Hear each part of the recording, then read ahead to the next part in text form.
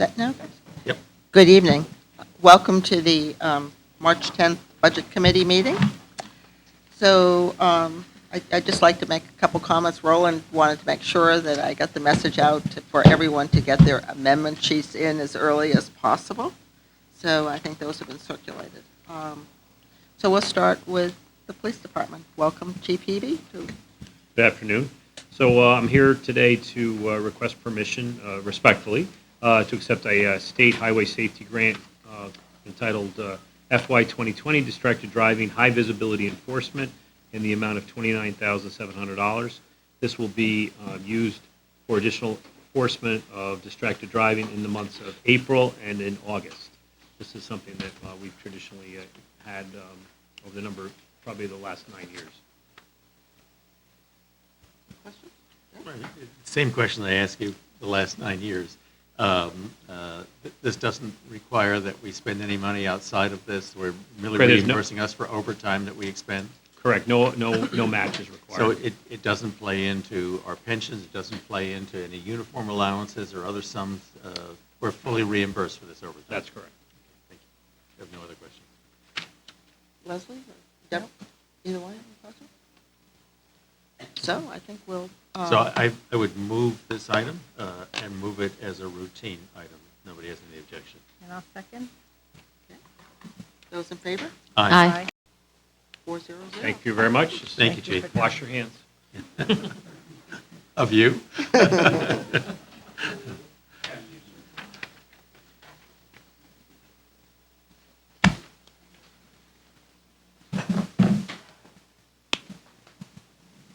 Good evening, or afternoon, whatever we are. It's nice and bright out. So we're now here to discuss the fire department release of conditions for the Round Hill Station renovation. So Ben, would you like to start and introduce your guest? We to my right is David Chase, who's the Vice President of the Round Hill Volunteer Fire Company. And one correction on the FP1, the A should be a B. So it's rather than A206, it's B206, and we've made the correction for future meetings, but apologize for that. So the A, the B. But before you is FD1, which is the release of conditions, and then the justification. We're asking for the release of the $800,000. The condition reads that the release is conditioned upon the BET confirmation of a contract between the town and the property owner, respecting the terms and agreements. In the application is the terms and conditions that have been negotiated between the town and Round Hill. And earlier last week, received some questions from Mr. Raymer and tried to answer them as quick as possible, and I sent them out this morning as well, just to facilitate the conversation. But we're happy to answer any questions you may have on. Since it always worries me when this is sort of done behind the scenes a little bit, would you like to, since you're part of your presentation, highlight the questions and then how you responded, just so that the public has the opportunity to know that this work has been done and that everyone is ready to make their decision? So the project's been funded in 3 tranches. So there's a fiscal year 18, a fiscal year 19. Both of them were at $100,000. The fiscal year 18 had $100,000 with no conditions. The fiscal year 19 had $100,000 with conditions. Those conditions were released fully last year at the March 19th meeting, so almost a year to the day. The March 19th meeting of the BET Budget Committee and then the March 25th meeting of the regular BET released the $100,000. At that meeting, we talked about some of the concepts of the agreement. So those concepts or sort of terms will then have been codified in the terms and conditions that are in front of you. Some of the questions that we received was just, I think, the level of involvement that the town had with Round Hill. It is a partnership between the town and Round Hill. So myself, the fire department administration, planning and zoning, and the superintendent of building and construction and maintenance have reviewed the design plans. They have, I think the key is some of the department agencies. So there's the project plan going forward that they received wetlands approval back in March of last year. This week they are filing with the Zoning Board of Appeals. They've already received the Health Department approval last month. And once with the ZBA and with Architecture Review, Planning and Zoning, they anticipate making through that process of a June construction. I think the biggest conversation piece, and I think it was a conversation that's been around for a while, is how does this dovetail or fit into the Matrix Fire study that is currently ongoing. And we believe that if a decision's made going forward that a career station is warranted up in that area, that moving forward on the volunteer portion does not jeopardize the ability, if a career station is needed, we could attach the structure to the current structure to accommodate the career. Again, if that, but there's a lot of ifs and there's a lot of unknowns, but the Office of the First Selectman felt now is the time to move the project forward. It's how it's been out there for so long. I think that's a. So, Jeff, these were your questions, and there were some responses. Do you want to add any further comment to what's been said? I mean, there? not much. I mean, first of all, I want to say overtly that it's a terrific volunteer company. I'm sorry that I've been such a bulldog on these issues. It really isn't justified certainly from the performance of the company, which has performed great service to the town. It was just something about the structure of it that, from a lawyer standpoint, gave me an ill ease. I also wanted to be equally overt to thank Ben for taking the time to give thorough answers to those questions. To Leslie, to Mrs. Tarkington's initial point, maybe it would be a good idea if you, I don't know if I address this to you or if I address this to Pete, but if your questions and answers, the email that you sent out, could be sent out to the full BET for the full BET meeting so that it's part of that packet. There's a big circulation list of people then who get to see it. Because I thought your answers to the questions were good, and straightforward, and complete, and convincing. You didn't leave many shadows. I mean, there's a few things you couldn't possibly answer, but nevertheless, I thought there were good responses. I only had one or two very small things I wanted to say. First of all, I wanted to point out that the release is conditioned not upon BET approval of the contract. It was only upon confirmation that the contract has been signed. So I'm not arrogating to us the authority to start to debate with you whether this should be in the contract or that should be in the contract. You've given to us a signed contract and saying to us it was signed. That's a confirmation that meets the condition. The only other thing I wanted to ask was on the schedule of payments. Maybe it's almost better addressing this to finance, but at your schedule, your Exhibit B at the back of the contract had date frames by which the town had to do this or had to do that in responses to requests for funding. And I just want to be sure that finance is confirming to me that they can do things, because a lot of these are in pretty short time frames. Jeff, actually, I am going to then divert your question to Pete Minarski, because I actually called Pete and I asked him if he would please review all of these dates to make sure it was consistent with our process. So, Okay. So I hopefully, That works for me. Pete, you Sure, yeah. have, and, again, we're not trying to create any problems, but this was the first we had seen this schedule, and Pete had not apparently seen it. Exhibit B, we have no control over step 1 and 2, but 3, 4, and 5 flows pretty easily. If we can get to the accounts payable supervisor a purchase order or transmittal no later than noon on Thursday, it would be processed on Thursday. I checked, they're already set up for electronic funds transfer, the EFT, and the money is almost always good on a Tuesday at their bank account. So this is not unusual, this process. Okay, and after the last 3 or 4 days in the stock market, you're sure we have money in the account? Okay, no, sorry. We have a very large fund balance. I shouldn't make fun of that. That was just a joke, just so you know that. David is not so Just make sure it's so sure funny. Jeff doesn't right? have anything Yeah, else to say. just thank you again, Ben, for taking the time. It's something which I've done to you several times in this process, and I appreciate the effort you made. I'll move, if it's ready, I'll No, move. no, no, no, Oh, Leslie, sorry. we want to go through. Sorry. Leslie has. I had two questions. I wanted to just ask Ben, and I guess David as well, the town's committing its $1 million. The Round Hill is set to go and has their funds available to to be able to move forward the project on the time frame that you've identified? That's correct. Okay.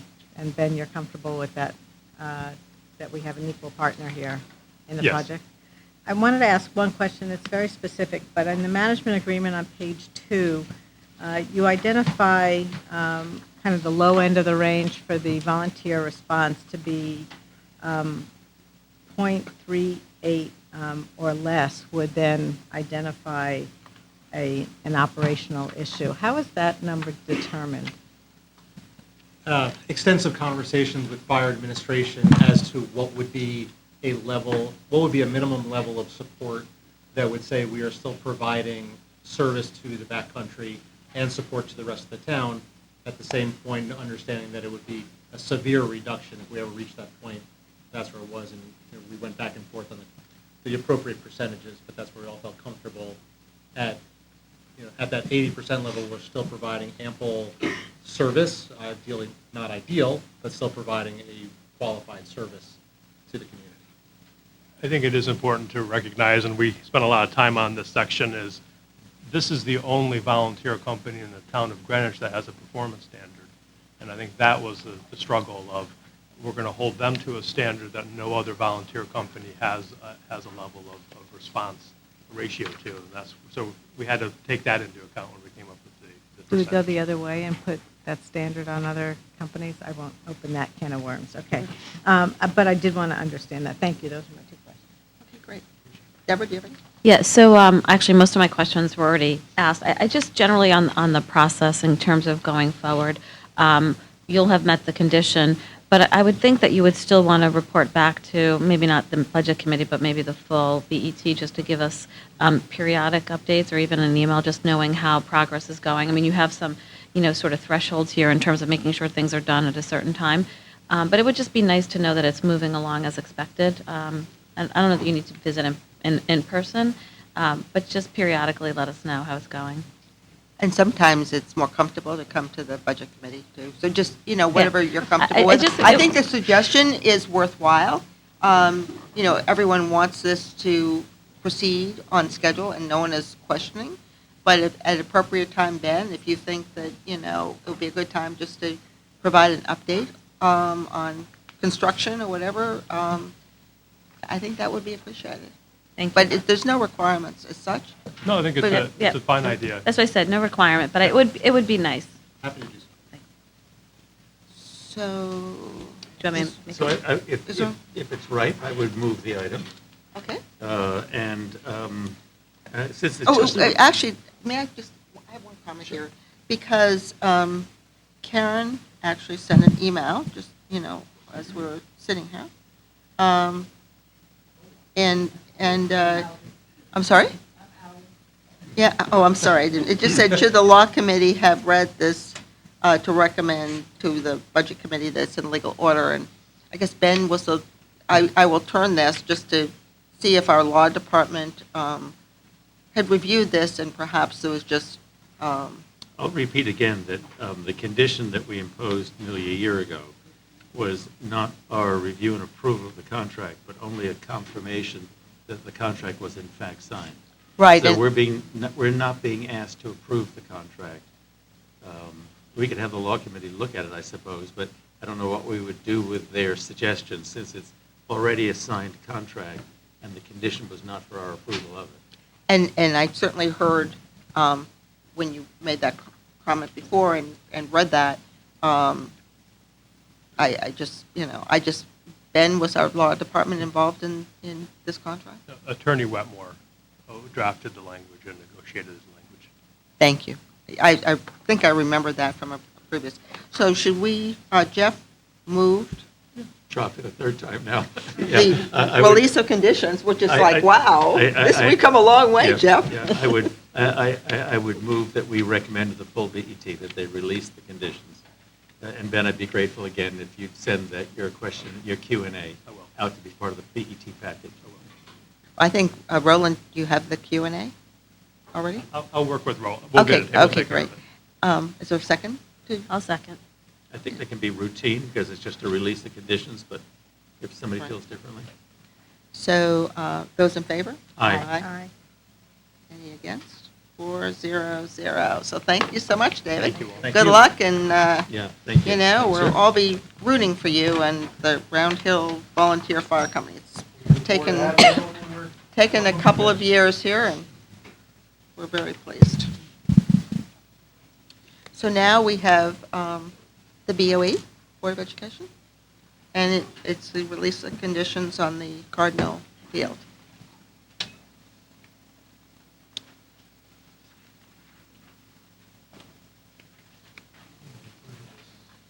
Oh, thank you. Thank you very much. That's great. Thank you very much. Thank you.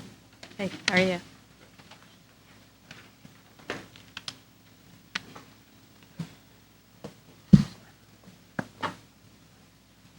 So we have, Roland, is there anything I can do to help? Let's make copies. What's that? I have extra. I have extra, too.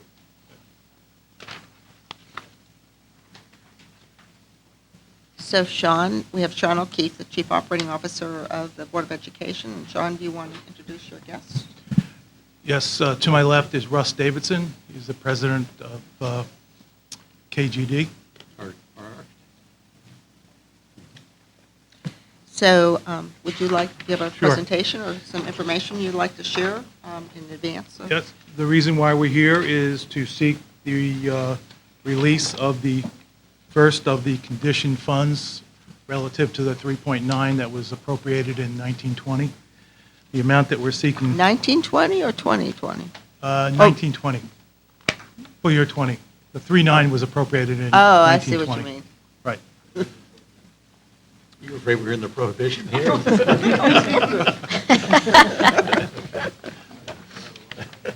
So the original amount of the first condition was $1,175,000.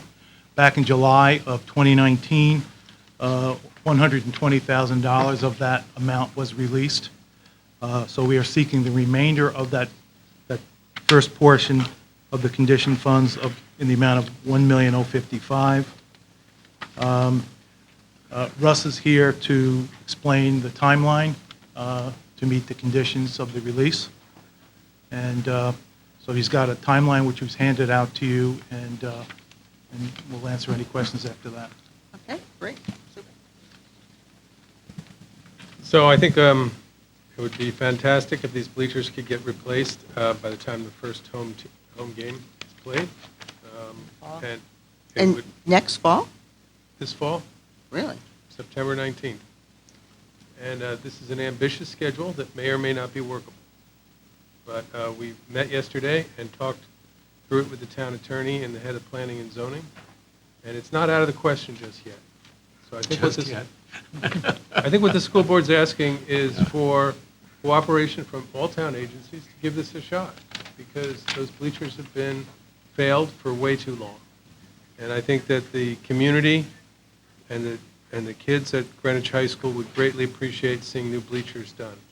So this is a plan to get a concept plan into planning and zoning, to do an MI approval in two parts for Phase 1 and Phase 2, to get zoning map change and a zoning variance for height increase done while the planning and zoning site plan is under review. I'm not going to read through the whole schedule, but it's pretty tight. And basically, the build plan would be contingent upon the rest of the funding for Phase 1 being released in July, so it could fund the construction. And basically, deliver the project by engaging a design-build bleacher company on cooperative contracts. There are two major suppliers. The two major players in this industry are available on cooperative contracts, and we've reviewed that with purchasing at the Board of Ed. And while that's underway, continue with approvals and bid out the demolition and site and general construction work. And if everyone, without stumbling blocks, this is possible to do for this year. Again, one of the key things for a smoother Phase 1 approval is to omit from Phase 1 any work that is within the wetlands buffer area, which includes the visitors' bleachers and the building on the visitor side of the building. Because once you're into inland wetlands, we need to be able to respond to everything that was anticipated by the Board of Ed to be within the wetlands buffer. And that would include the relocation of the tennis courts and the road, even if they were not funded. And that comes from consulting with the head of the inland wetlands group. So that was the original reason why this was divided into Phase 1 and Phase 2, was to simplify the approvals for Phase 1. And, you know, as we said, it's an ambitious plan, but it is in March, and that football game is 6 or 7 months away, and the bleachers can be delivered by then. And it would be, so everyone on the Board of Ed side, we felt collectively that this is worth trying to do. Deborah? So, you know, there's a lot of talk about the visitors. And is there any way that this Phase 1, I could maybe call it like a Phase 1A, can include the visitors? Because I just know there's a lot of focus on, I have a few questions. Do you want me to ask all the questions? Can I respond to that one first? Oh, sure. It's better probably to do them one at a time. So the visitor P- bleachers. Peter, do you want to just come up closer to the microphone, just As so? if you couldn't hear me. All right, so the visitor So bleachers. Peter actually- Bernstein, our Chair of the chair. Board of Ed, yes, I still remember what I do.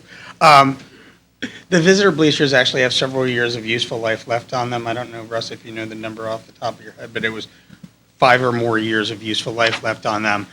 In addition, talking to our former rugby coach, now Board of Ed member Joe Kelly, there's no stadium in Fairfield County where there's actually a visitor room facility. So it's a little bit odd that we're rushing to do that when we don't need those bleachers anytime soon. And it really is about the development of one side of the field and then move to the other side. So if we anticipate trying to get this project done and get those bleachers open for use, we would need a temporary occupancy certificate by early September. If we're working on both sides of the field, we could jeopardize that. So that's where our board came out in terms of why we phased it, the wetlands issue, the actual need. It just wasn't anything we wanted to push forward. And it would cause, I really believe it would cause significant delays because of the issues with getting the entire site approved To that or? when there's no funding for that. Just to stay on this one issue, I know Deborah has more questions, but your board changed from September building proposal, which would have accommodated kind of two-team resources, to having the building under the bleachers really being for one large team, and then saying you need a second building. So what's the proposal at this point? So the Greenwich Athletic Foundation pushed forward this secondary plan. We were ready to move forward with the other plan, right? We started last year with what the board was ready to do. That's what you funded last year. GAF came up with a different proposal. We went back to the drawing board. This is where we landed. Basically, if you tried to smush everything under the home side bleachers, it just didn't fit in the way that they wanted it configured. So the alternative was to try to find an alternative by putting something onto the visitor side. We looked at possibly doing it under the bleachers. That requires digging, which we don't want to do at the high school site. It's near waterways. We don't want to touch it. And then the idea was that you really are only going to use it for X number of home games a year. It would actually be better to do it as a separate building, use that building for storage. 'cause But I have that's a not thought, anything too. we needed immediately. So it enabled us to basically put that into phase 2. Russ, I don't know if you wanted to add to that. Yeah, so the board decided that they liked both phases, but to do it in 2 separate steps, from an MI point of view and from a planning and zoning point of view. So part of the release of the condition is this, arrangement, which we didn't specifically name GAF, but that was part of what was thought about. So my question is, based on this kind of latest plan and what you're putting forward, is the GAF behind this, supporting this, still planning on giving us the money, and when might we receive it? So Rob Burton spoke at the meeting where we voted on this, committed to raising at least $1 million for this plan. As to receiving it, That's really up to them to go fundraise. They're looking for a final approved plan that they can go out and use to get the money. And then the only other question is, there's been a lot of, on here you talk about FAR increase, you talk about a variance. I mean, realistically, I've just heard, how are you really going to get this done? Is it really possible to get this done? And is it going to have any sort of implications throughout the town for things that you might do here on this site? So in terms of getting this done, I just want to make sure you understand what getting this done is. This is getting the bleachers installed and ready for use. The building underneath may not be complete. We are talking about getting the bleachers in, because you have to have bleachers. Right now, our bleachers are condemned. I don't think I need to remind you of that. Let me address the height increase. So you're in a residential zone, so you're limited to 35 feet. We have an elevator and a press box that goes slightly above that. But it's being moved away from the road, closer to the field, so it'll have less impact from the edge of the property. And all indications are that that's actually a lower impact than the current height of the bleachers that are closer to the property. So we don't believe the height variance is a big issue. The FAR increase exists for everything that happens at the high school. There's been many different avenues explored on that, and the current thinking is to do a map change specifically for the high school, so it would not impact other school properties in the community because of the size of the population of the high school. And the FAR increase would be for the press box and for the buildings that contain the team rooms and toilet rooms. So just clarification then. So the September target date, it's phase 1, but the bleachers, and you're still planning as part of phase 1 to do the under bleachers. But it just won't be done by September. Correct. Okay. Correct. That work will happen. It'll probably be done by November. It'll be safe. They're independent structures. This is one of the advantages of working with the design-build bleacher company. We put footings in. They come in. They fabricate off-site. They erect the bleachers, and the building can go on its own pathway, safely enclosed under the bleachers. Are you finished, Deborah? Leslie? Just to make sure that the commitments are being done in the time frame appropriate. This project, and I fully support the bleacher replacement as fast as we can do it. We have the $3.9 million appropriation, of which you're asking for all of it today? Some of it today? The rest. Some of the planning money. $1 million. Some of it today till you get to the approvals. If the second phase that's being discussed in fiscal 21 budget gets pulled out, BET, RTM, that you only have $3.9 million for a Cardinal Stadium project, one, would you still move forward with what you're proposing today? And secondly, you won't know the approval until May 8th, 9th, 10th, something like that, the RTM approval date. Are you not committing above the available funds until after that point? So one, you need bleachers, right? At the end of the day, we all agree we need to replace the bleachers. Two is we can do things conditioned. So basically, if you're going... Would you mind just Yeah. talking to the microphone? Ridiculous. Okay, if you're going to move forward... Meeting's taped, that's Well, the why. meeting is taped and it doesn't pick up your voice, oddly enough. As good as My your voice, really? Your voice, All right, yeah. I'll use my lawyer voice. You have to move forward with the bleachers, right? There's no question about that. As to the rest of it, yes, we are contingent upon BET approval and then RTM approval, plus we'd need to release the second condition upon land use approval. We understand all of that. The pathway forward is you can do an RFP, we can make any contracts contingent upon final approval of the RTM, release of the funds by the BET, and the new calendar year. What we're asking for this tranche of money is to continue to move forward with the approval process, with the MI, with the P&Z process, so that it gets us closer to the target.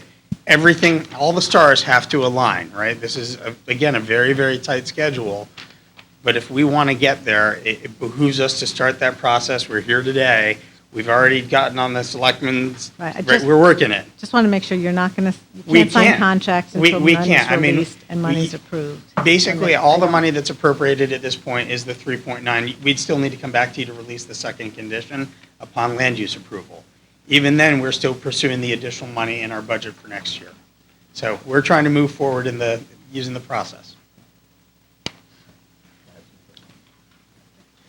So as I look at the figures that was in your original submission to us, coming up to this meeting, you have 89,000 and change left from the prior releases, and the net release on this would be $1,055,000, so that you'd have $1,144,000 and change available to you for this phase.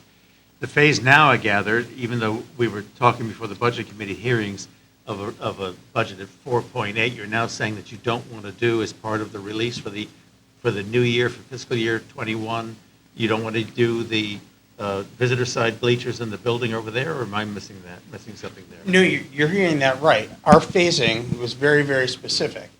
We do not want the visitor side bleachers in phase one because that would actually require additional inland wetlands review, which will actually slow the project, and we would miss the fall deadline. Can you not?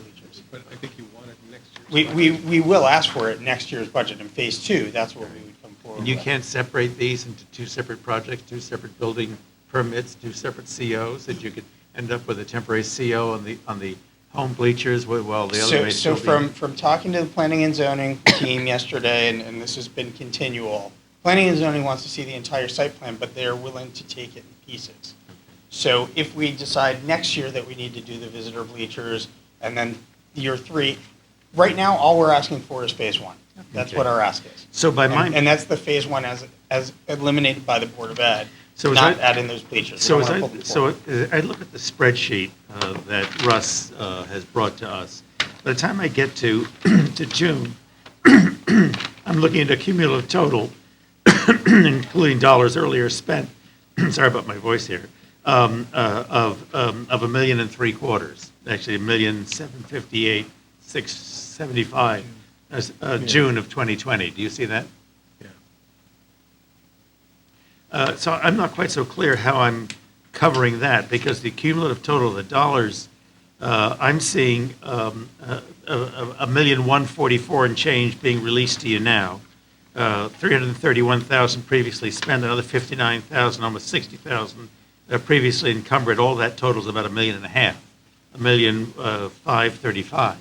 Are you running out of funds? Are you able to cover what you're looking at through June without the release of the new funding to you for the fiscal year 21 in July?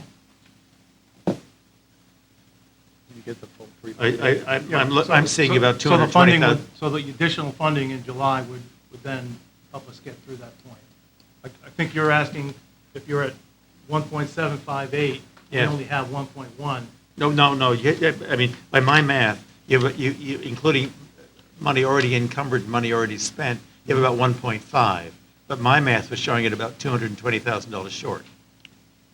But maybe, this is heavy in the work that's happening in May and June. You've got $840,000 of construction funding in May and another $840,000 in June. And it may be that June work can be paid for out of funds that come available to you in July. I don't know how that works. Well, so Well, the other bit is. first of all, if I may, this spreadsheet of cash flow was done Yes. before this schedule on approvals. Okay, all The right. schedule on approvals was done today from a meeting yesterday.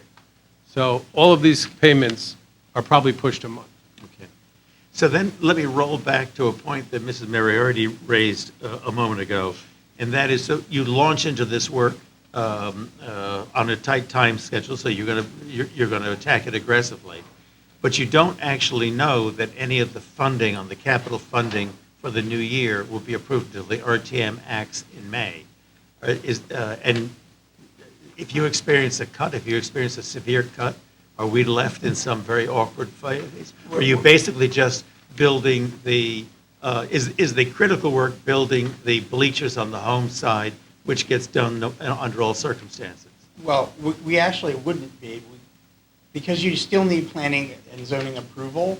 If you look at the schedule, planning and zoning approval probably wouldn't come until May at the earliest anyway. So by then, we'll have had the RTM vote, so we'll know whether there's money to move forward and with which parts. Okay. What was the other thing? So talk to me about this condition. If we fund this fully, are people going to be inclined to make donations to replace already approved town funding? I'm reluctant to make things conditioned on there being funding. I'm afraid that you won't get the funding and the project won't go forward, and it'll disturb this very tight process. But there was a condition for the funds you're looking for. It was conditioned upon public-private partnerships to support this project. And I'm not hearing much clarity on where that is. I'll give you the clarity that we have. Rob Burton stood up at our meeting. Many BET members were at that meeting and pledged $1 million. At least $1 million. Those are his words, not mine. Okay, but you don't want Based on me, that plan.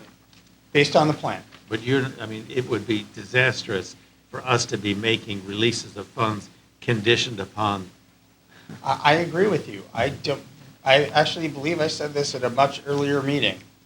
I don't know how you worked with the junior league on the Byram pool. We don't have a model at the Board of Ed for holding an organization, an outside organization accountable, and the town has no guidelines yet on public-private partnerships. So Okay. while we love our public-private partners, there's no guidelines to hold them to Okay, at well, this point. there's more phases to come, and so maybe those form the opportunity for us to regularize our relationship with GAF. All right, I mean, On Jeff's point. Jeff, just to remind you, Yes. through the chair, if I can Sure, respond please. to Mr. Raymer. Please. When that condition went in last year, if you recall, the time difference between when the Board of Ed made their approval and put in a CIP sheet and the time it came to the BET, there were several events, one of which the concept of a building underneath the bleachers came forward. And the BET wanted the Board of Ed to have time to go back and revisit that, look at it. It was a less expensive solution. At the same time, that proposal was promoted by the GAF. They came forward indicating verbally they would like to support the project. So that particular second part of the phase went in, which is to explore it, not to ignore it. But even at that time, I think we recognized there was no way to obligate that at the time. It was a public sentiment that we all kind of would go forward on if it went forward. I would like to, if there can be a more formal process put in place, but if I think back to other contributions made by individuals for projects, they're indications of support that they then follow through because they've made that public word and they're good people. So that's where we are with that. So, I would just also add that one of the reasons they wanted the buildings under the bleachers, because they believed approvals would be easier and the whole thing could happen faster. That's true. So that's hence the aggressive schedule. so just one small mechanical issue. Right now, there's no team rooms at the stadium at all, and they go all the way over to the school gym for both visitor and home teams, and they congregate there at halftime and the like, and before the game, et cetera, right? No, the visitors actually tend to congregate in the corner of the field. They actually don't go back to the school building. Your plan right now is even if you got the bleachers done for the upcoming season, you wouldn't have gotten the building under the bleachers done by any means, so that's going to continue for the upcoming season. So I don't have a setting here where I've built a building and have a place for the home team to go, but I send the visiting team back to the gym or to the corner of the field. Okay, all right. Thank you. So I'm going to follow up on the point that Jeff made and Leslie. You know, when I look back at Nathaniel Weatherall, Mesa, and the Byram Pool, all fundraising was completed before construction started, or at least people didn't think the fundraising was completed, but no more fundraising happened after the project construction started. What did happen was people had pledges, they were in writing to the organizations, and there was a tremendous amount of follow-up by the organizations on those individuals. But, you know, I think the experience is that additional fundraising didn't happen. And so, following up on a combination of Jeff's and Leslie's points here, I'm very concerned, and maybe Mr. Burton is going to very quickly prove us wrong, and that would be wonderful. But I do think that this raises a bit of concern. Well, Leslie, I will say, having an actual plan that's been approved, that is going to be funded, makes their fundraising efforts that much easier. They will have something tangible to point to. They're looking at alternative methods for fundraising, possibly placing bricks with names of donors. There are things that they want to do, but without a plan, it makes it a lot harder for them to do that. So having the plan and being able to move forward with it, getting community support is a big thing for this project. I want to help them do that because we want their contribution.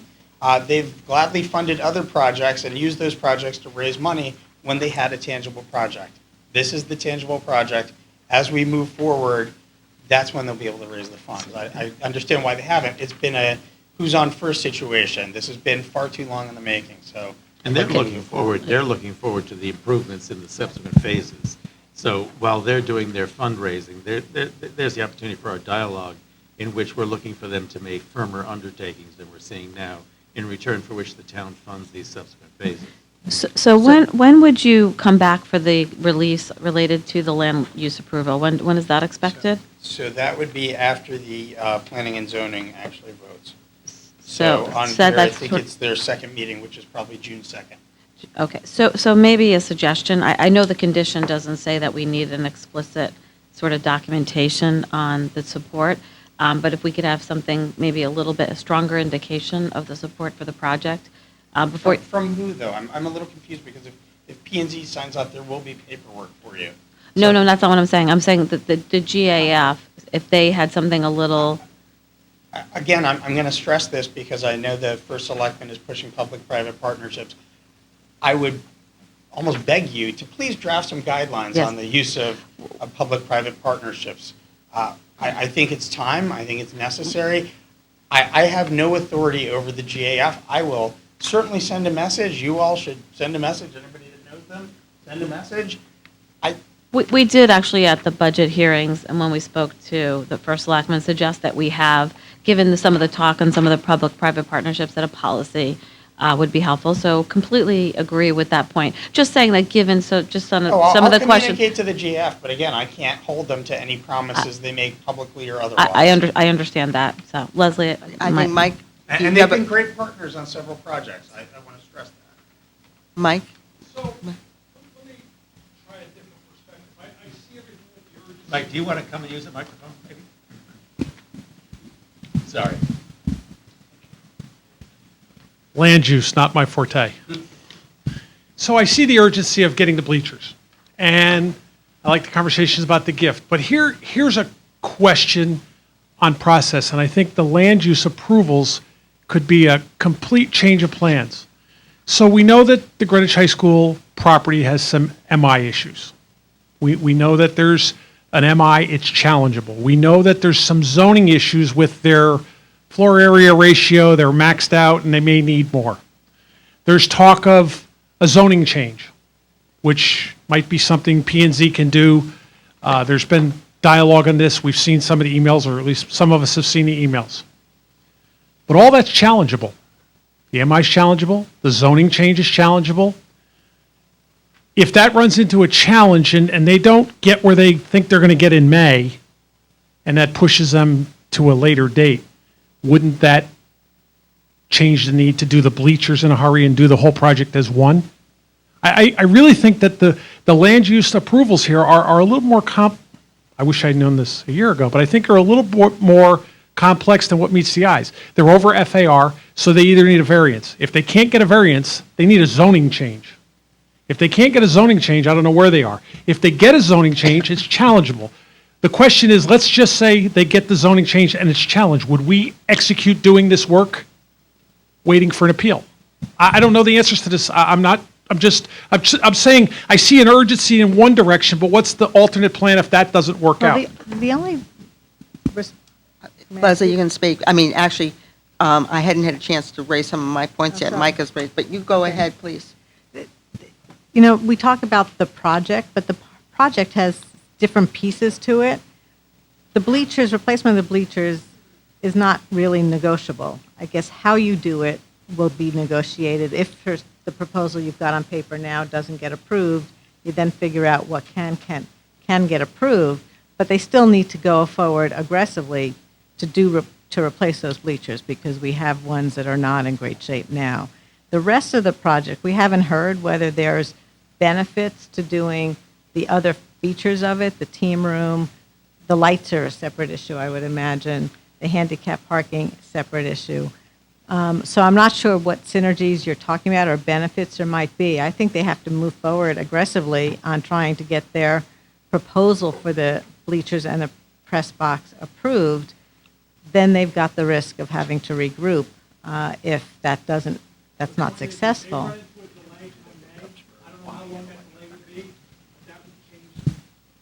It doesn't change our action today. They still need access to this. And it may not change, I think there may be a change to what's in the fiscal '21 budget based on the conversation we had today. We'll have to talk about that amongst ourselves. And of course, we said we want to pursue an aggressive schedule to try and get the bleachers replaced. If it doesn't work, you shore them up, and you do them next year. So I will ask some questions now. It's disappointing you didn't come with schematics in terms of what you were asked. This is, this is more of We a. have actually the plan right there, Leslie. I think we were given, Not, well, we didn't schematics? I actually sent it to you as well. No, before we but voted but on I it. can't really, can I really tell the schematics of the phases and the heights and the variances? I don't really, it shows I you don't. the heights and variance, about the phases, it doesn't show the So- phases. but I'm so- looking at so- elevations. That was previously sent to you when we voted. So how much height variance is there on this one? It's about 4 feet. 4 feet? And then what about FAR? What FAR do you need and how many, buildable square feet? And then what is the maximum here? I mean, so what kind of exceptions are you asking for is what I'm asking. Well, on FAR, it's, I don't think I can answer that intelligent. I think that the goal was to get a map change so that the high school could be viewed as, a one-off in this town, which it is. The only 2,500 student public high school in Greenwich. And it shouldn't be half in one residential zone and half in another residential zone. So It should you're be a going to go zone. to which zone? Probably R20. So you're asking for a map change. The plan would be, on advice of the head of planning, to ask for a map change, yes. But you haven't answered my question on how many additional FAR feet. You said it's just impossible. Well, it's not impossible. If we would want to talk to the client about future plans for the high school. We know there's a security project in the works. We know that there's field buildings, there's press box. The master plan contained other expansions. Could We you wanted- please come back with a chart that outlines this with all the numbers on it? That's So an we issue for the zoning group when we ask for the map change, yes. Okay. So you're not going to advise us of this? Absolutely, but it's a plan to have a map change. It's not an application to have a map change. When an application's together, it'll be completely transparent. So, take a different approach. You say you want to get the bleachers done, and quite frankly, we just come through the last phase of our, budget for next year, and I think we came through pretty well for the schools, I hope. You think so? But, when we got to the Cardinal Stadium, one of the things that I said was that we have the best chance of moving ahead on the project if we keep it relatively simple. And, what is being explained to me, yeah, I've looked at the pretty pictures, but I don't have the kind of detail that gives me confidence that even the stadium itself can be done this summer, if that's what you want. And maybe I'm missing something. I mean, I don't see anything about regulatory approvals. You don't think, anytime you put anything into that soil, I mean, it takes some kind of approval. I was surprised that inland wetlands, it's only outside of the boundary lines, it's not the parcel itself, so you don't need any inland wetlands approvals for this. Even though we've just had the Round Hill, just previous to you, that shows what the schedule was for inland wetlands way back there, where I think of the land being much higher and, whatever. So I was just surprised to see that they got inland wetlands approval, but on a parcel that we know has so many issues, you're saying you don't have to get it. The remaining $2.75, not quite, $1 million of the 3.9 is conditioned on land use approvals. It's these funds, which frankly they need to get the land use approvals. And so with these funds, they'll get the approvals, and they have to have the approvals to meet the condition on the remaining funds from the funds already appropriated, the 3.9 million. Well, in this case, though, it's planning and zoning. It doesn't, I think that you indicated to us just a few minutes ago that you don't need inland wetlands. Isn't that correct? For Phase 1, what happens is when you go to planning and zoning, every project gets referred to inland wetlands. We met with Pat Sesto. We showed her exactly what's intended. She said you would get what's called a green sheet here, and it would go back to the planning and zoning, and it would not require an appearance in front of our board. If any portion of the project that's within the inland wetlands buffer line, which includes the visitors' bleachers, relocating the tennis courts, extending the driveway and the bridge, then they want to view all of that work as a whole, not in pieces. And that's environmental approvals. You cannot segment them. So we've done our homework, and that's the original reason that the Board of Ed adopted this Phase 1 and Phase 2 approach. So I mean, for me, it seems a little inconsistent based on the previous application that we just had, but I guess it seems to be, I guess inconsistency seems to be okay. Leslie? And just the one comment, you referenced deep. I believe in the past, and Dan Watson can correct me if I'm wrong, as they did work, for example, landscaping. They went forward with some landscaping on the property. They advised DEP of what's going on the property and move ahead. Now, you're right, if DEP raises its hand and says, wait a second, we need more information, then that could be a step. But typically, I don't think there's an official approval required. And I'm looking to No. Dan right now to. No, I don't, I agree with you, but I do think that once you penetrate the soil, they can, in any way or manner, they can then ask. They're and- advised. Right, They're advised at every action going on at the high right, school, and I they have remember been. the actions. that We had also on- conferred with DPW, who's been leading that process, and actually the Phase 2 areas do have areas of concern, which is yet another reason why we wanted to put that apart from Phase 1, because we are likely to both have some extra legwork to do on soil conditions in Phase 2, and some extra legwork to do on traffic in Phase 2 that would complicate Phase 1 if we brought them in. Okay, so, thank you very much. I would move this item. I'm sorry. Oh, I'm sorry, Laura? Let me just make one comment, and that is because I served on the committee in the summer. Phase 1 does include a handicap accessible parking. I feel compelled to say it because it's not in this timeline, but I just want to say that that is part of it, which is very important. I'll try again. There's no, sorry. They'll have to work that out. I don't know what the answer is. So, Laura, what if that parking can't be put in at this point in time? It might have to be delayed a little bit. It's part of the site work that's on this calendar. So it is part of the site and general construction work that would take place. And the building probably wouldn't be ready for the summer, but I'm sure the parking could be ready. And is there soil already parked there on that Yes. land? And is there a plan for how you're going to move that soil? And a cost estimate of that? That's included in the costs. I'm sorry, are you moving the soil? Yes, And there's a plan for that? yes. I would move the item. Given the dialogue that took place here, maybe it would be non-routine, but I would, even though it's just a release of conditions, it may be that other BET members want to be heard. It would mean that Board of Ed people would have to come to the BET meeting, which is never a joy. I don't know. Actually, let me ask my colleagues if they think that's necessary.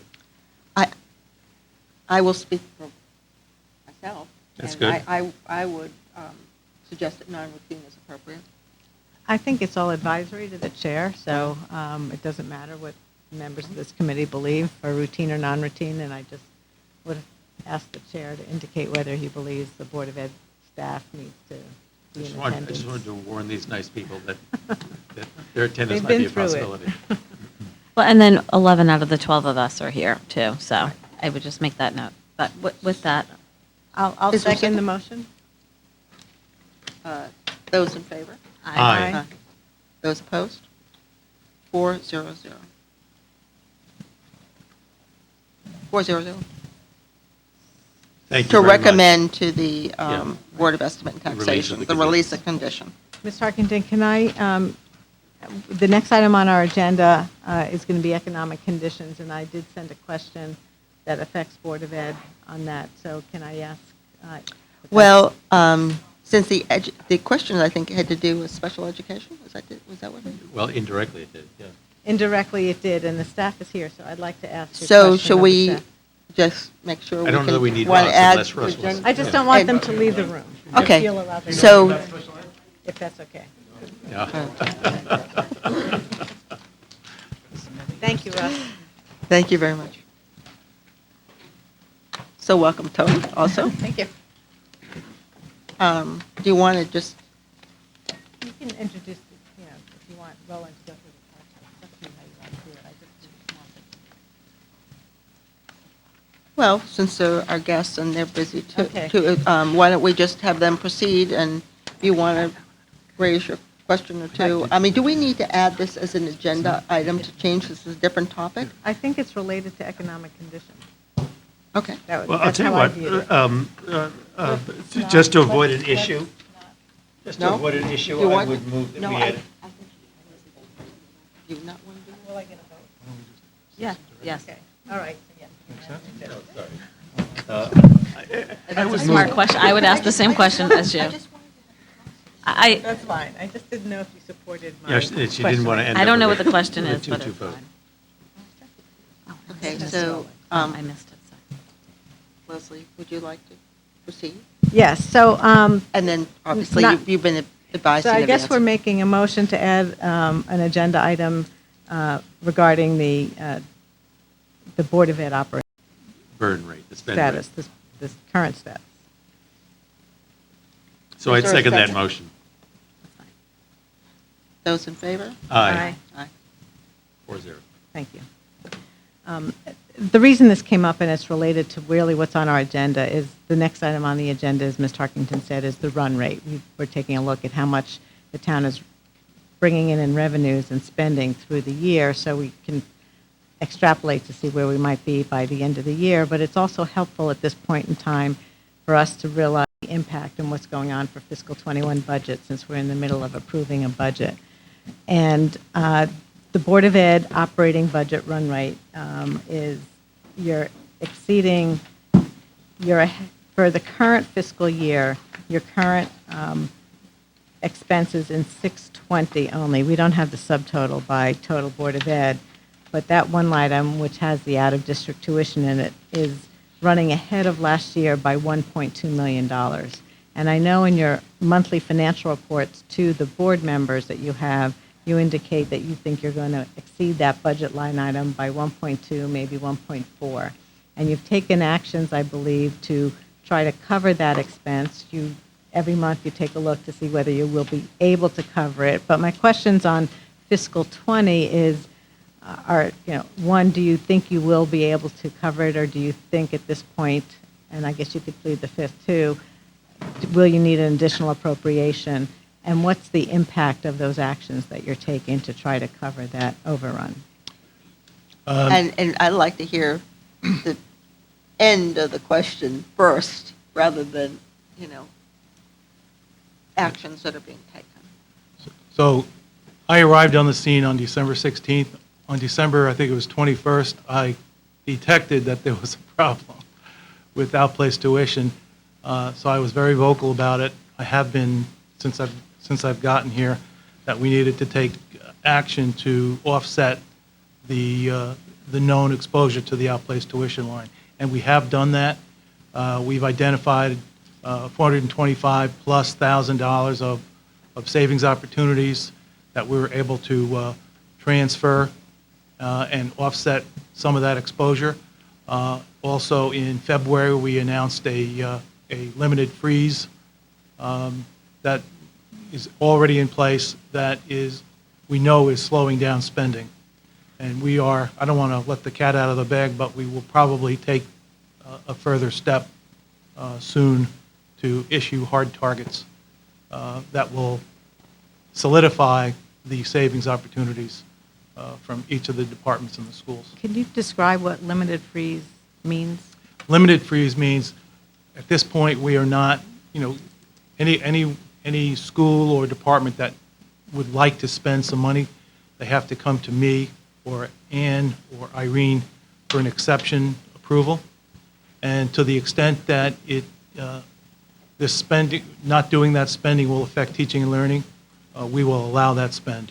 If it's something that we deem to be non-critical in nature, we will push back on it and reject it. So, at the budget hearings, when we were going through it, one of the things that I had asked was understanding this line item better. And we talked about maybe it wasn't appropriate for what the Budget Committee does, but maybe Sean and Roland could get together. But, there's two numbers that are bundled together, right? There's this out-of-district tuition, and then there's sort of all the settlements and stuff that go into it.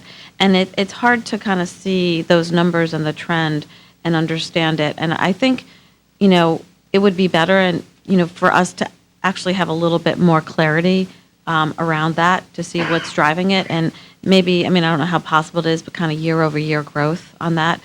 On the out-of-town tuition, like one question that we've had before is, some people actually come in and move to Greenwich to, get this free tuition, come in with a plan. I'd love to know, how many people, how many children are we talking about in that bucket as opposed to where we just can't meet the needs of the child and we have to place them out of district. I just think there's so much focus on this right now.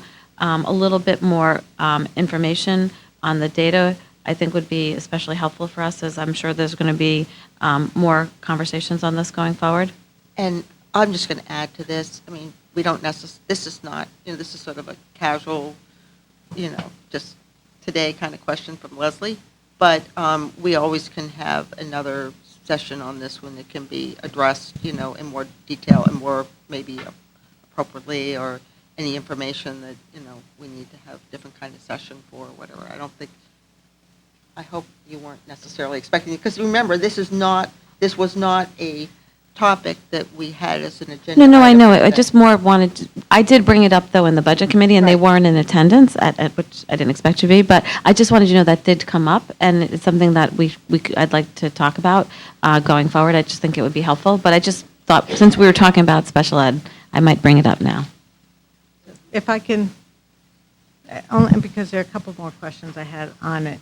First, Sorry. last year, we did get some of that breakout, and you're right that this account includes tuition and settlements, but they're not separate issues, if I understand it correctly. You get in a room and you figure out the best way to meet the needs, and sometimes it's paying part of a tuition cost that the parents pay for, sometimes it's we're paying the tuition directly to the institution. It's more combined as far as strategies than what it may sound like when you say tuition versus settlements. Do you have more questions? There's actually, there's even more nuance to that. Unless there's a Connecticut state-approved program, in some instances, we end up, it looks like it's a settlement when it would have been an out-of-district placement, because we are not allowed to place them in an unlicensed, Connecticut unlicensed facility. So presuming there's one right over the border in New York, for instance, we would not be allowed to place them there like that. It would have to be as part of a settlement. So you have to go through, and it's treated in a different category. So we have these two lines. They're not exactly fungible, but there is movement. The other thing I do want to caution you about is because it's a small population of kids and they could be identifiable information, the superintendent will give you the best information she can give without identifying kids. We've got a federal statute for Understood. which our board can get some of that information, but God knows we don't always want to get to that level of detail. You certainly don't want to be in that position either. It's federal law. But we did have a deep dive executive session about this not very long ago because it was an area of topic.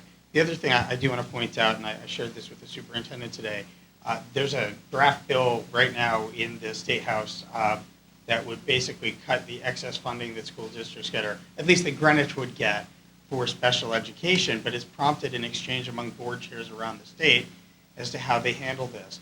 There's to have a revolving fund, like we would for school lunch, where there's money for out-of-district placement, and that way it's not such a volatile line item within the overall operating budget, and we'd have a lot more visibility to it. How So does it's just that- something that's out there to think about. How does that change the volatility? It doesn't change the volatility so much in terms of it being a revolving account. It changes the volatility as we're now looking at our operating budget. We're not spending money that we had planned to spend. We're not filling positions we had planned to fill that are open. We basically are cutting our own budget to fund this. Okay, so my, To answer that question, the reason for a revolving fund is that a Board of Ed could then overspend, okay? And then the finance board would have the authority to backfill the accounts. Whereas with the operating budget, there's Has to be done that year. statutory restriction Right. to not overspend our budget. It's like our Nathaniel Whittle or I our golf I was course. hoping you wouldn't say that. Yes. It's like our golf course. Maybe just a golf. If you authorize the golf course to spend more, it doesn't matter even if it goes negative, we have discretion within the backfill. That's why. That's a good point. But I just raised it as a possibility because we are looking at all possibilities. The other was, come back to the mic, we had raised, I think with you, I think Pete and Roland know this, the state excess cost sharing statute, which basically is supposed to replenish the funds within our account once those funds are received by the town. So we've started that conversation. I think it's a healthy conversation. The amount we got last year, not to be ironic about it, was $1.2 million, which is the exact amount we're over by this year. I think Mrs. Murray had other questions. So just to finish on fiscal 20 before I ask a question on fiscal 21, is it your expectation that you'll be able to cover your overage or cover your, I'm working it every day. So- I think that's the best I can give you right now. your deadline, I guess, is May It's- to have it's- to file, it's- right? It's getting tougher. That's why we're taking an extra step. And while he Okay. won't say it out loud, I will, can cover your ears. We're doing additional cleaning in our buildings every night, as you well know. Right. That has a cost to it. We're tracking that cost because it's something that was unanticipated, so. Yeah. And if there are closures that come, there may be costs associated with that as well. So we're watching this. Thank you. So I wanted to turn to fiscal 21 on this particular issue. Can I ask one more question on Yes. 20? So at this point, you have no particular plan to be coming for any supplemental appropriation to cover the shortfall? I spoke to Roland today to determine what the dates are, if the need arises. Thank you. Sorry, Leslie. I appreciate you taking all the efforts and that you can to I'd try to love cover close it. Believe me, I know that you don't want it there. having a deficit. And, but there's clearly change in what your plans were for the school year because you have this and you had it last year as well, Yeah. which then turns to the fiscal 21 issue. The budget for this particular line item in fiscal 21 is the same as fiscal 20. It didn't change, the 5.4 million. And so we had gotten some communication from Dr. that you felt the line item is short, that you have a risk in your budget right now that you cannot, you're going in behind the 8 ball already. And what magnitude, you came back, I had proposed at the Budget Committee, everyone in this room knows that I had proposed increasing that line item by 800,000, and that 800,000 was the amount you had not yet covered in this year's budget. It wasn't a magic number. I think you expect to overrun that potentially by more than $1 million, maybe the same $1 million, $2 million, $4 million. But I just wanted to hear directly that you believe there is a risk in your budget, that right now you have that same, There's absolutely a risk. and that It's a real risk. We do know of one particular item that will save us a little bit of money, but we don't know what's coming in. If you had your way with this, how much additional funding at this point do you think fiscal 21 would need? Without, as little as possible, the minimum amount to make you feel that you can sleep at night. I think it's entirely reasonable for it to be in the range of 1.0 to 1.2, Not 800,000. not 800. Yeah. So my question, this is where I was going with my breaking up the two line items, though. But could you have a year where you have less settlements, and so therefore that side of the equation is lower, and it can supplement the other side that's higher? And that's why I was asking for the additional information. That's the analysis that I'm undertaking right now. We would need to go into every settlement, because settlements are multi-year, and look at the ones that end in 1920. Same thing with the tuition. You could have a student that turns 21, or the family moves away, or the student graduates. So there could be savings there, but then you got to back into that, what's the trend over the last several years of families moving in or new IEPs that would require us, so we'd have to factor in some kind of trend to the increase. And I would think that the study that's being planned might be helpful as well in terms of doing some of this analysis. Yeah.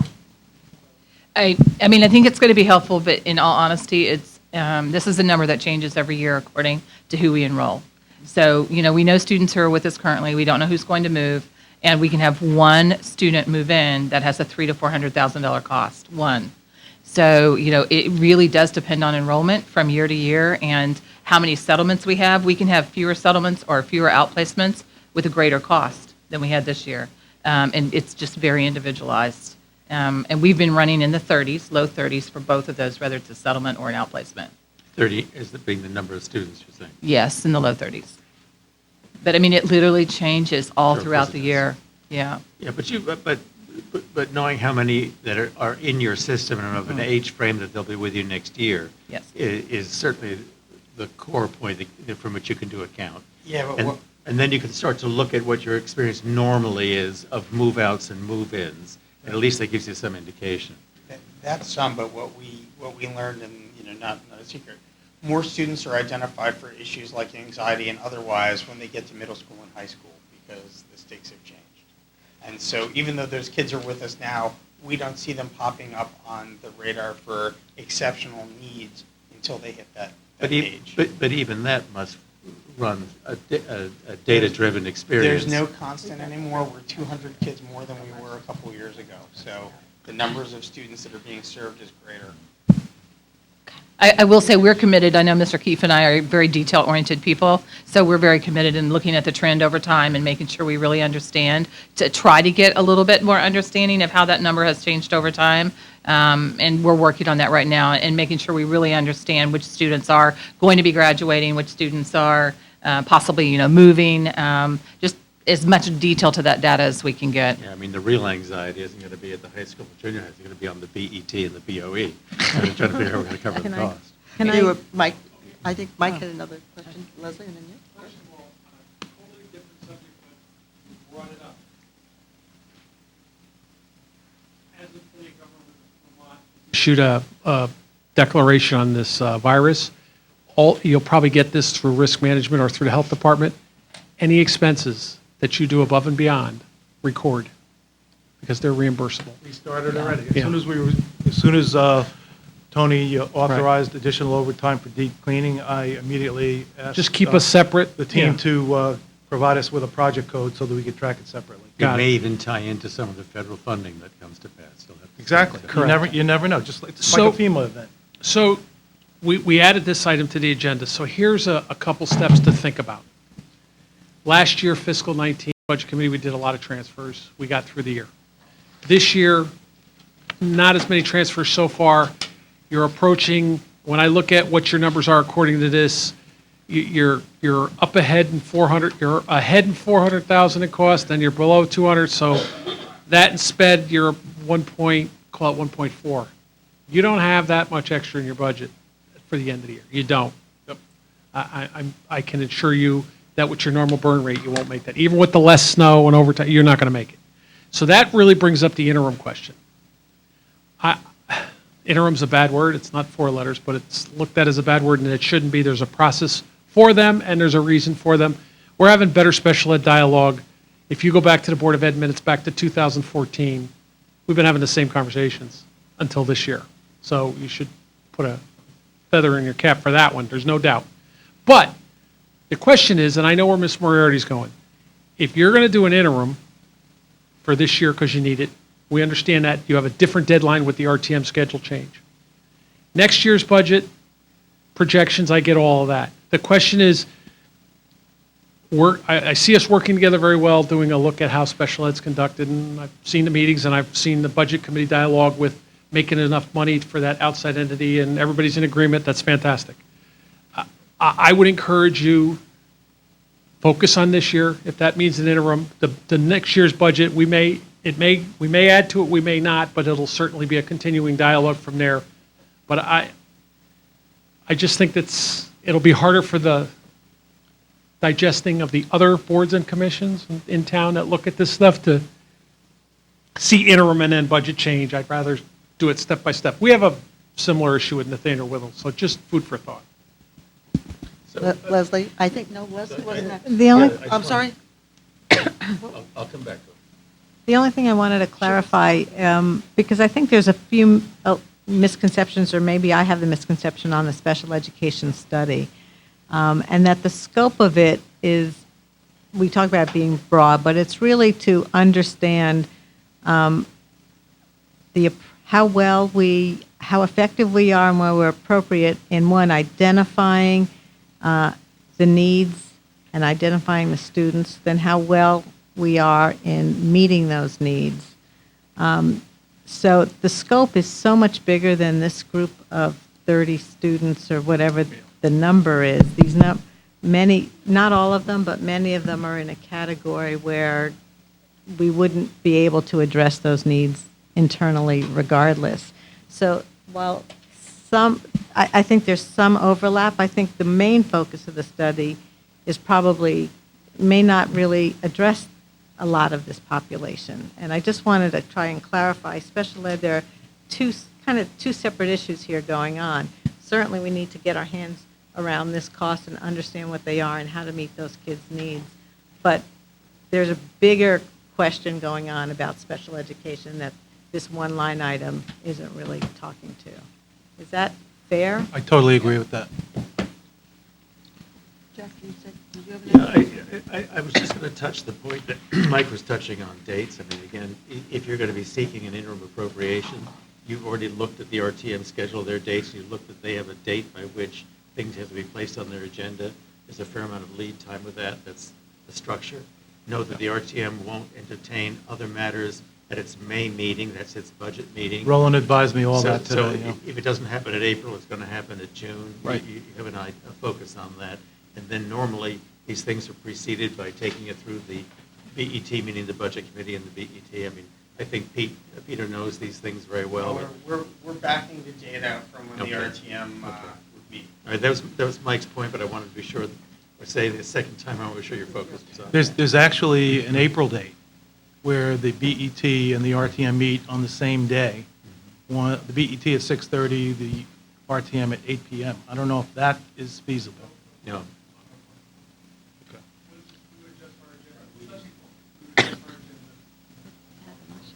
You just have to take it to our board, yeah. Exactly. I think that's the best option. So thank you, I'm Tony, sorry it's and, complicated, but it's I know. complicated. No. Okay. Appreciate all the help.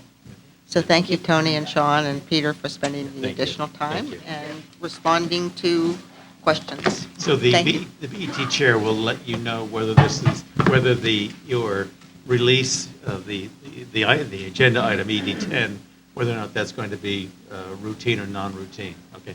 Thank you, Jeff. Sorry. Okay, so thank you again, and so what we've done is we've sort of, we started our discussion of the economic conditions. We added this item because it was more discussion than perhaps we normally have. But now, there is no old business, and so shall we proceed with the Sure. discussion of our economic conditions, Roland? And thank you again for preparing this. And shall we just talk about where we are in conveyance, building permits, and The- interest to start? The conveyance dropped again this month, as it sort of has been trending. And the building permits is up very high. What was that? That was the school, Sandwich School. It was, you can see it's up $765,000 of building permit revenue for the year, for the month. But for the year, we're running short, about almost $200,000. About 6%, I think. Right. 5.79%. On the conveyance taxes, we had budgeted that to be flat, and we were running about $62,000 short so far. On the building permits, we'd budgeted that flat, and we're running about $198,000, $200,000 short and change. But on the interest, we're running about 341,000 up. We budgeted that to be higher, and it is higher. Well, actually, it's Well, not. I think people will be talking about that in terms of the budget, too. Yeah, because there's been some changes in that. So, I mean, it might be that, that this isn't all rosy. Sorry, I don't mean to take your thunder. But Jeff, we did lower, at the recommendation of our building department, the building permits and so forth. So we did reduce our numbers in the budget for that item I mean, for next year. for next year. Yeah, but for this year, I think we're going to be a little short this year on the revenue side, or at least on these. Well, I mean, the net of It's- all of these three together is we're running $81,000 ahead, if you net those three together, for the 7 months, whatever it is, 8 months. Ahead of what?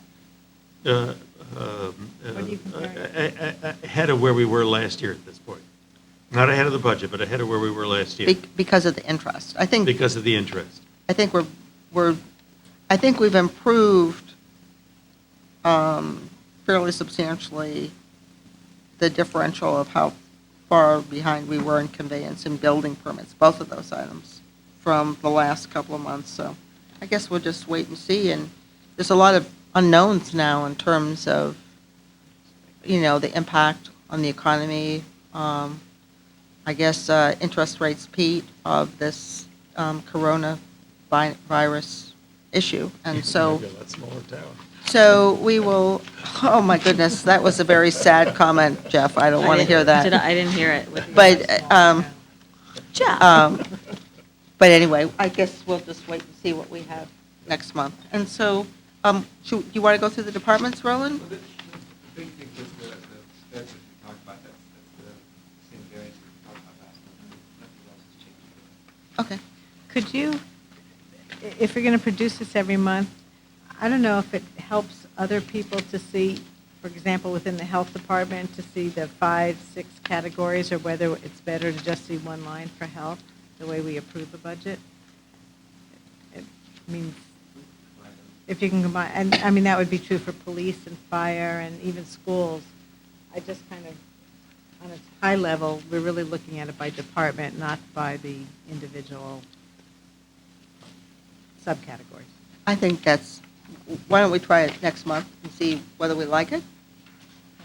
Roland, does that work for you? Okay, so shall we move on to our special topic, The bridges. which is The bridge? the bridges, bridge appropriations, spending, and reimbursements. And Roland has put together a spreadsheet which has all of the bridge projects that we have already appropriated funds for, none of the new ones, right? Well, no, this was done a year ago. Oh, one Just- year ago. Just to show, and I distributed it again, just to show, when we talked about let's budget bridge revenues in the capital plan. Right. This is just to show how long it takes from the time we get an appropriation to when we spend it, to when we get the reimbursements. It's all over the place. And that's all this was for. How much does that do to, I guess it would depend on the appropriation, that MMA agreement? I That think it slowed did a things lot. up quite a Jeff bit. pointed out the Lake Avenue Bridge, Right. which was appropriated in 13-14, and we didn't get any money until 15, a small amount, and then we got nothing through the end of 19. That's when they were finally getting that MMA agreement together. But there's a couple of new programs, new bridges, where we're going to actually get the money up front. So I think that the part that would be helpful is for the projects, other projects that have been approved, what the expected reimbursement would be, and maybe an estimated timing of when we might get it. Those kind of things in terms of the timing are really up to Public Works, because they know how they're going to spend it, they know when they're going to submit the reimbursements. But we can add the other projects on here. Like I said, this was just distributed to show the disconnect between the revenues, or the timing differences. But I think Leslie's right. I do think now, because the agreement's actually in place, that combined with, there's at least 2 bridges where we're getting the money up front, I seem to recall. So Roland, I agree with what Deborah's saying. Could you add, I mean, I noticed the date here says January 25th, 18, and which is actually 2 years ago. So could you add or have, added all the additional bridge projects we have and that any additional funding that's come in Yep. since then, if any? And then, if you add all the ones that have been approved, since then, and then perhaps, to Deborah's point, maybe in italics or whatever till they get finally approved, but the new projects that we have for next year onto this list. And then, again, what I had suggested, and I think we need a better process for tracking these revenues that we're counting on, that we're told that we're going to get 100% or we're going to get it up front, whatever, to make sure that we really do. Because when we approve these projects, it's at the urging of, whoever, our deputy commissioner or whatever, that it's 100% funded and so forth and so on, or it's upfront. So I would like to see, an additional line to say, what was the amount that we anticipated at the time we approved the project. So if, whether it's 100% or 80%, whatever it is, so that we have that amount there. And then I would also like an additional line, it doesn't have to be, just that says that who the money is coming from, like, the state of Connecticut or LoCIP or, federal or whatever, so that we know what the funding source is. And then maybe when that's done, I don't know how long that would take, a month or two, we could just have, what concerns me is the DPW, and I may be wrong, so, is the DPW tracking this to making sure that we're getting the money back that they say we were going to get when we approve it? Or is it only the finance department? Maybe that's a way to pose it. Well, DPW is the one that applies for the reimbursements. They apply- But you're the one who tracks Well, whether but, we received and what we received. no, but the interim reimbursements, so is that what you're saying? The interims are always applied for by the DPW, the same way the Board of Education would apply for the schools? You say you mean interim appropriations? No, I mean the reimbursement. Reimbursements, they apply for it, they come in and they receipt them to the bridges. So maybe when this work has been done, which I think they may, whatever it is, a month or 2 months, we could do this again, and then next time have whoever's appropriate from the DPW who applies, or so, just so we get a better handle on this process. I did know that a number of years ago, there's actually an audit on the procedures for reimbursements that was done. That may, I don't think we're to that point yet, but I think No, having. there was one. It was actually an audit to document the procedures of the, And was there an outcome of that audit? Okay.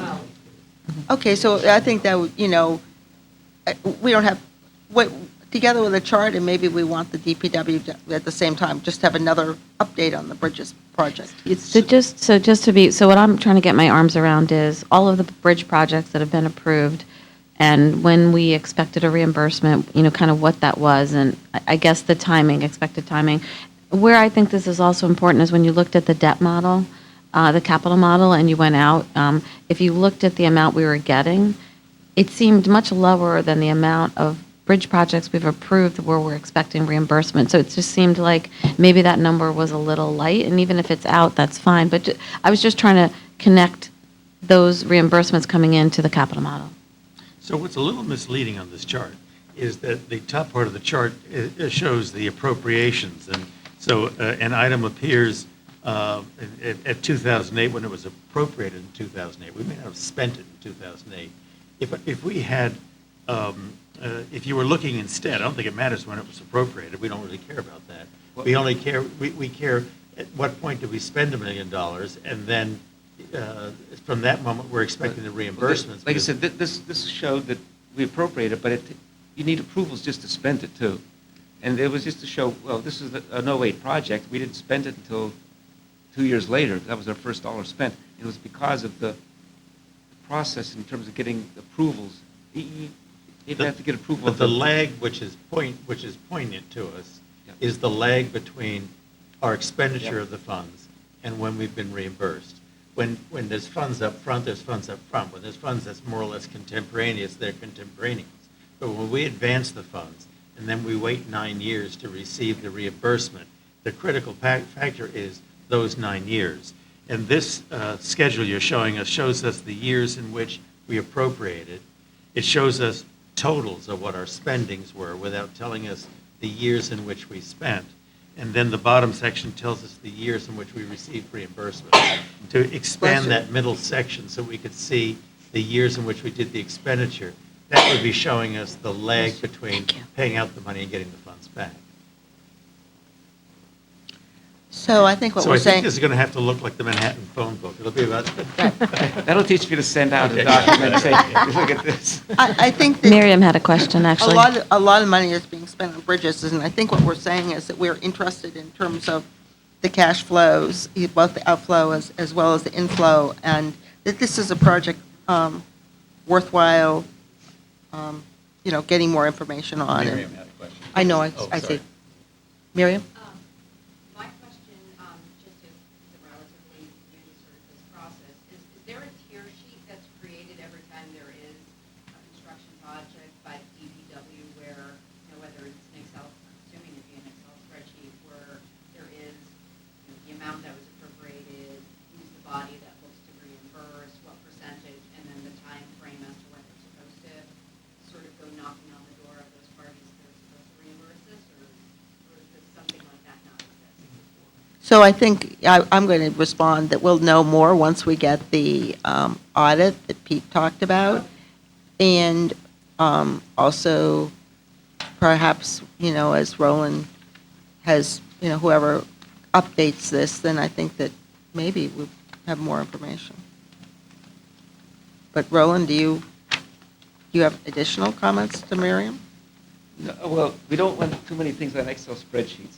So the appropriation and expenditures are all in our financial system, as are the reimbursements.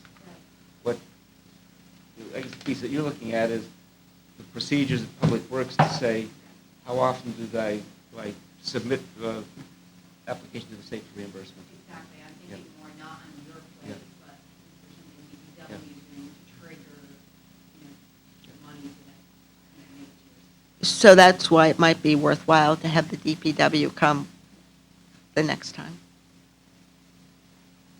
So thank you, Roland. So we'll have a follow-up, and you let us know when you're comfortable. So, Is that? no, I'm any good. more I was, further I was, questions? I was moving Leslie? on to the No? minutes. Yeah. The minutes, I was moving on. I guess our next to the last item is approval of the BET Budget Committee I meeting minutes noticed, of February 18th. I noticed a minor change. Joe Croker's name is spelled wrong. It's Kroeker. So my changes didn't go in then? What do you mean they didn't go in? Because I changed that on my track changes. Is there anything version. else? I mean, to the best of my knowledge, all your changes did go in.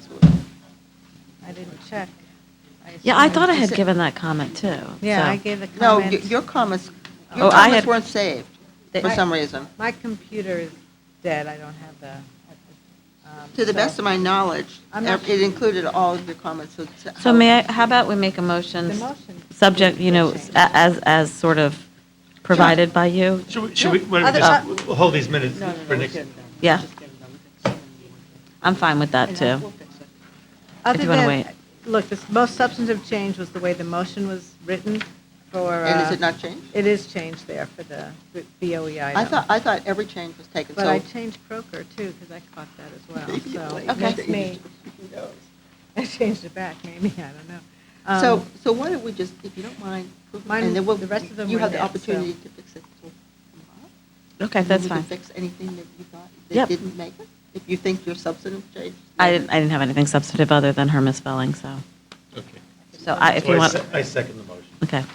So who moved it? It I was guess me- Deborah moved it.